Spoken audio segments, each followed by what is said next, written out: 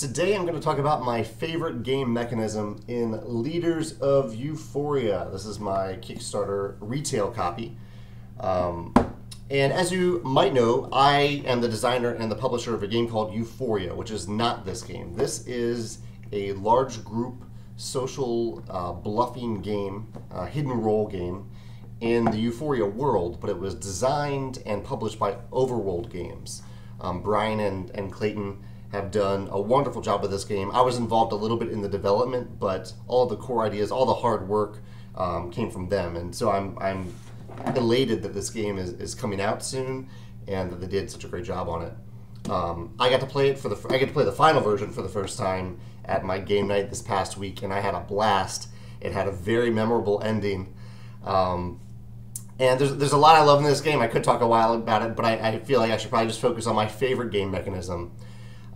Which is going to be a little weird to say because it's been so long. This may have been a mechanism that I thought of. It may be one that Brian and Clayton thought of. I can't really remember. Maybe they can jog my memory when it comes up later, but we'll see. If you played Good Cop, Bad Cop, so this is essentially a Good Cop, Bad Cop game set in the Euphoria world with some pretty significant changes in the mechanisms.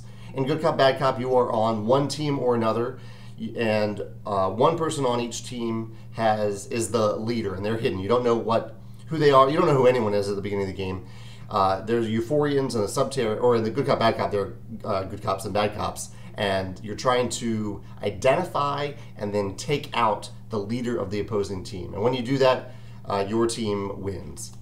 Now, Leaders of Euphoria has a really interesting twist on it because there was player elimination in Good Cop, Bad Cop, and they got rid of it in a really clever and thematic way. And I don't want to say anything bad about Good Cop, Bad Cop. I really enjoy Good Cop, Bad Cop. It's a short enough game that player elimination doesn't really matter all that much, but I love the creative thematic twist in Leaders of Euphoria, which is that if you get eliminated, if you're not a leader and you get shot with the ray guns and you get banished, so you're not dead, you get banished and you become a wastelander. If you're familiar with the world of Euphoria, there are 4 factions. The Icarites don't make an appearance in this game, but the Euphorians, the Subterrans, and the Wastelanders do.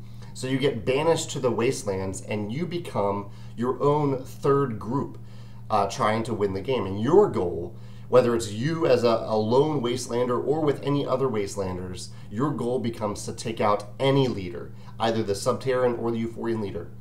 This small change, not only does it get rid of player elimination, but it also adds a ton of interesting choices and tension to the game because you can no longer really just shoot all willy-nilly and hope that you take out somebody on the opposing team, which was never a good idea in the first place.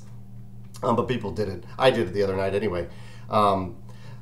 Because they are going to become a Wastelander. And so if you are a leader, and in particular you don't want to do that because you're then creating another person who wants nothing else other than to take you out of the game because they'll win if they do. I also like that the Wastelander team can grow. So if you're a Wastelander, you want other people to join your team because then the odds increase for you to take out other leaders. Or just for fun, if you want to try to win alone, which is pretty rare in these large group hidden role games, there is the chance that you can win this game by yourself as the lone Wastelander if there are no other Wastelanders.